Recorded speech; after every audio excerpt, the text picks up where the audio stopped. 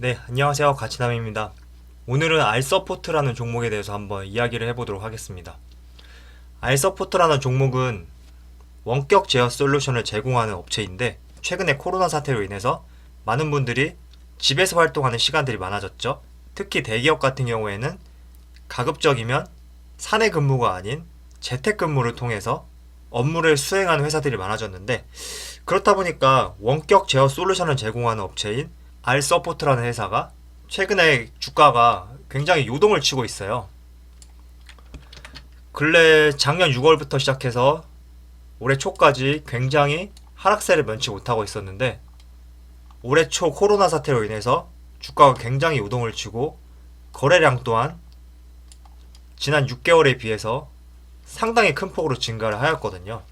그래서 우리가 알서포트라는 회사를 단기적인 관점에서 아마 많은 분들이 접근하셨을 텐데 접근을 하시더라도 어떠한 회사고 앞으로는 어떻게 흘러갈지에 대해서 조금 알고 접근을 하면 어떨까? 이렇게 생각이 되어가지고 제가 한번 여러분들에게 알서포트라는 종목을 말씀드리게 되었습니다. 일단 해당 업체 같은 경우에는 국내보다는 해외 쪽에 매출 비중이 높아요.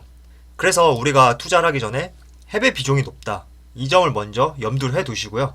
그리고 이 업체 같은 경우에는 크게 여러 가지 솔루션들이 있지만 그 중에서도 가장 크게 세 가지 솔루션이 있는데 첫 번째는 리모트 콜, 두 번째는 리모트 뷰, 세 번째는 리모트 미팅 이렇게 있거든요.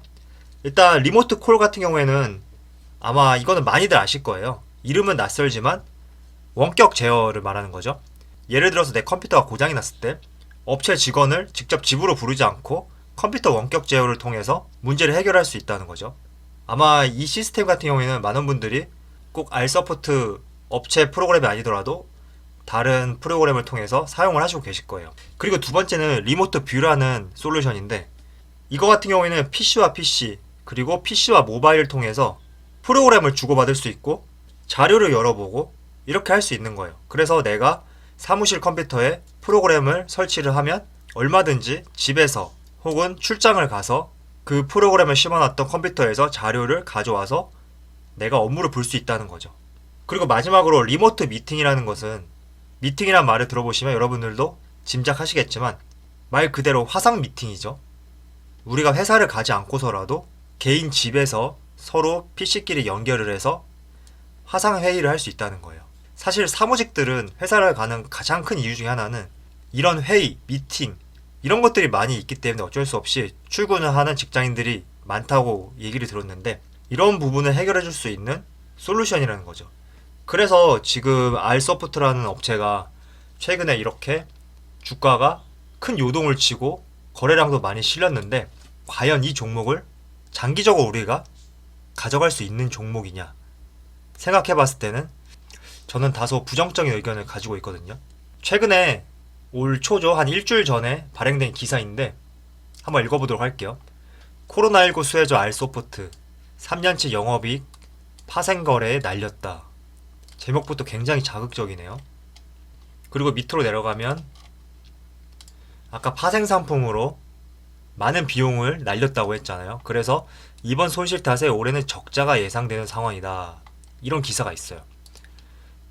그리고 알서포트의 재무를 한번 보도록 하겠습니다. 16년도까지는 영업이익이 적자를 보였지만 17년, 18년에는 흑자로 전환을 했어요. 하지만 20년 같은 경우에는 파생 상품으로 인해서 적자가 예상된다고 이런 기사가 실렸는데 일단 알서포트 같은 경우에는 기사에서도 보셨듯이 국내보다는 해외 비중이 높은 편이에요. 그래서 우리가 국내에서 재택근무를 한다고 해서 이게 실적하고 이어질지는 조금 생각을 해봐야 된다는 거죠. 과연 해외에서도 재택근무가 얼마나 이루어지고 이 재택근무가 코로나 사태가 해결되고 나서도 이게 하나의 현상으로 지속적으로 이어질지 이런 점도 내다보고 생각을 하셔야 된다. 이렇게 말씀드리고 싶습니다. 그리고 일단 원격 제어 솔루션을 제공하는 업체들은 장기적인 안목을 가지고 가는 것은 저는 추천해드리질 않아요. 왜냐하면 솔루션을 제공하는 업체들의 특징이 뭐냐면 한번 솔루션을 제공하고 나서는 더 이상 이 솔루션에 대한 매출과 영업이익을 증대시키기가 어렵다는 거죠. 그 이유는 우리가 이 솔루션을 한번 구매를 하면 그 이후부터는 그 솔루션을 다시 구매할 필요가 없고 단지 유지 보수 비용만 발생된다는 거죠.